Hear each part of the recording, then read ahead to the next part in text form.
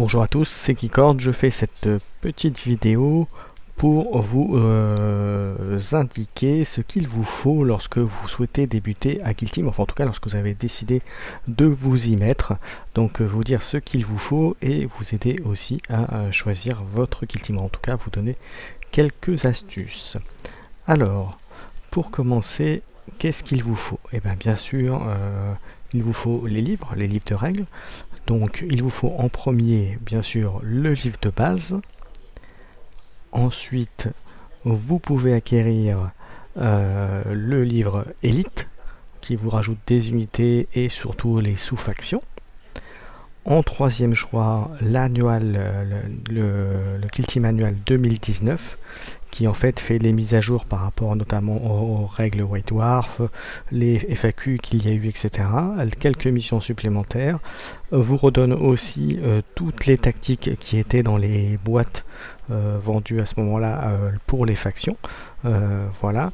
Et en dernier, je dirais le commandeur. Le commandeur, c'est pour vous donner les chefs de faction et toutes les grosses unités, entre guillemets, qui peuvent être intégrées à Kill Team. Alors, bien sûr, il vous faut surtout le livre de base pour démarrer, ça c'est la première chose. Ensuite Élite, ensuite l'annual et ensuite le commandeur. Voilà, si vous aviez un ordre de priorité pour ça. Ensuite, il vous faut aussi d'autres choses pour pouvoir jouer à Kill Team. Il vous faut bien sûr un playmat, donc un terrain de jeu, donc aux dimensions, je crois que c'est 22-30 si je ne me trompe pas pour Kill Team. Donc ça vous pourrez l'avoir, hein, c'est le même format que la table de jeu pour Warcry pour ceux qui connaissent.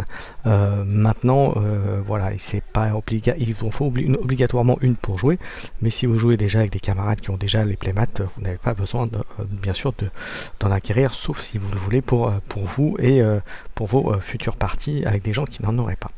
Ensuite, il vous faut aussi des D6, et il vous en faut plusieurs. Je dirais qu'il vous en faut bien 6-7 pour être tranquille, pour pouvoir les lancer, puisque vous pouvez monter en général, ça peut monter à 6D avec des relances, donc voilà, je dirais une demi-douzaine de D6, ça suffit. Il vous faut aussi quelque chose aussi de très important, il vous faut un mètre pour calculer les distances dans le jeu, puisque c'est là qu'il vous faut pour les armes de tir, pour les charges, ce genre de choses, pour les mouvements, vous en aurez besoin pour déplacer vos figurines. Ensuite, dernière chose que j'ai mis aussi dans les matériels nécessaires, ce sera les quelques fiches lorsque vous aurez fait votre Kill Team, qui reprendra bien sûr les statistiques et les armes que vous avez dans votre Kill Team. Mais ça, pour ça, il faut choisir sa Kill Team. Alors, qu'est-ce que je peux vous donner comme conseil pour choisir votre Kill Team? La première chose, si vous êtes débutant et si vous démarrez, c'est d'abord de bien lire les règles, de lire aussi le fluff et les fiches déjà de faction pour un peu voir ce qu'il y a et pour vous trouver un petit l'âme entre guillemets des factions. Je vous engage aussi à ne pas hésiter à vous appuyer aussi sur des comptes rendus de bataille ou d'avis. Voilà, par exemple le contenu là, les KT Express que je fais avec mes camarades, où on vous donne des avis sur les bandes, sur des retours. Aussi, vous appuyez aussi sur les rapports de bataille sur YouTube, sur ma chaîne, sur Kill Team France, sur d'autres. Si vous êtes anglophone, vous avez Glass for Dead qui vous donne aussi pas mal d'infos si vous êtes anglophile. Mais voilà, vous pouvez vous appuyer là-dessus, et aussi vous pouvez aussi demander des avis auprès de vous, avec des gens de votre communauté de joueurs, pour qu'ils vous disent aussi si vous faites le bon choix ou pas, ou si ça peut être une kill team qui vous corresponde ou pas. Voilà, ça c'est voilà.